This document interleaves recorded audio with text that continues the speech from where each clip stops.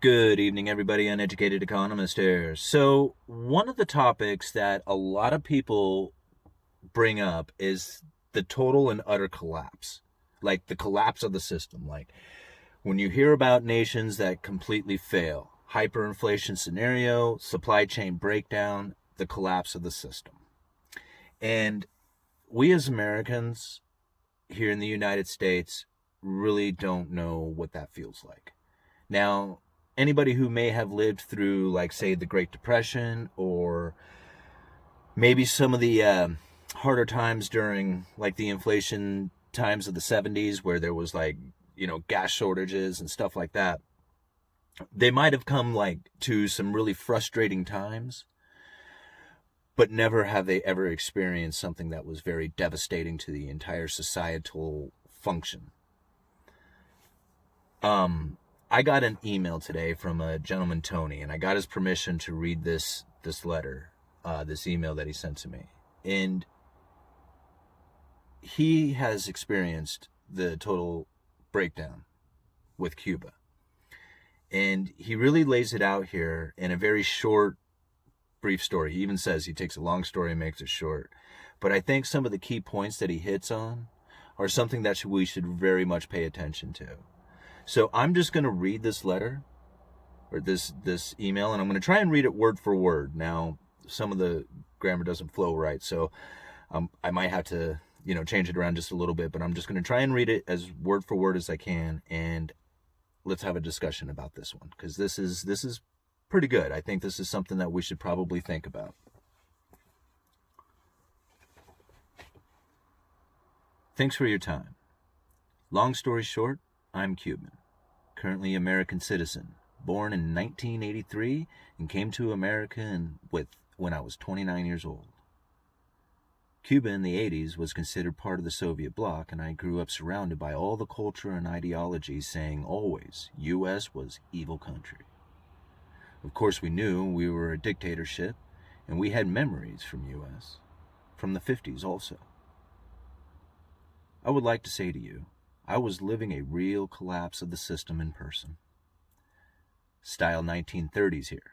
No kidding. It's like 1930s here.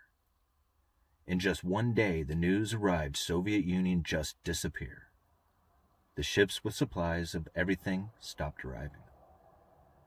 I remember in 1990 the people walking in the streets happy without knowing the nightmare the next 10 years will be. Russia was sending all kinds of food. We were playing in the schools, throwing muffins, because there were so many muffins. The schools gave them away, and we had muffin wars. Abundance. One day, no more. 1 year later, after warehouses running out, empty stores, street disturbances, people starving, all the street cats running around the dumpsters. Gone. We ate it all. No eggs, no nothing. My wife witnessed and lived that too. Nothing. Many nights eating rice with salt and go to bed. Muffins gone, of course. No cement to fix houses. No lumber. No pavement for the streets. That was a post-war event. My family and all families were saving the best food for the kids. Everything was overinflated. US dollars became the gold standard. People had gold. Yes, my family had silver coins, gold. Governments don't have to enforce nothing, Simon. We were starving. Government opened, give away your gold facilities. My grandmother and grandpa sold all their abundance times reserves. Family silverware, expensive art, and last of the gold coins and silver. The government gave coupons in return. With these coupons in select stores, you can buy food at very high price.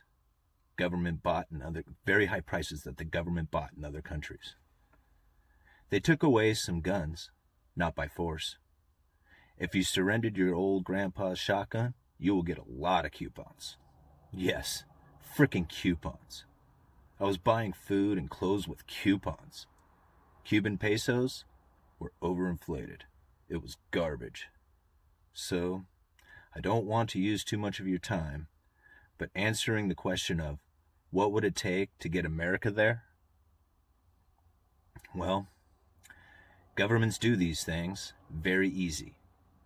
Just control the supplies of things and that's all. I don't want to offend, but Americans are a little bit innocent in this. When your belly is empty and your soda is sugar and water, and your breakfast is old bread with oil and salt, you think differently.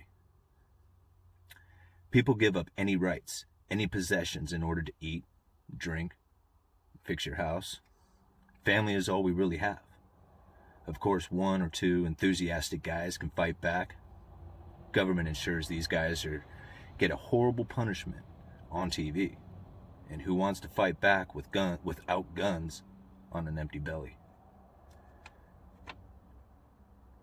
Knowing leaving the country, you can live better. At the end, it is not Marxism. We did study Marxism in school very carefully.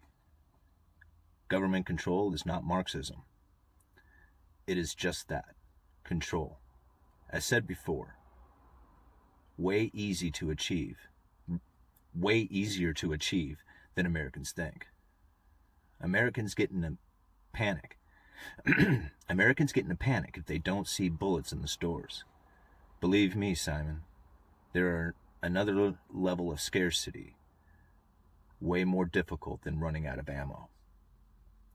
The American society do not have any idea what it is living without having everything around you. I never had anxiety or panic attacks. Those are first world terms. Having anxiety problems is a luxury you can't afford when you have to live like that time. I saw my first person with depression here in America. Of course, it was anxiety. But people don't waste time talking about this. My grandmother, who had a nerve condition due to the lack of vitamins. Of course, it's sad. But you have to keep moving. Thanks for your attention and your time. Feel free to make any comments or ask any questions. You are doing an amazing job with your reflections. But that's my opinion. There's not a magic formula to control populations. Just control supplies and food. That's easy. Good day. Uneducated Economist, you guys let me know.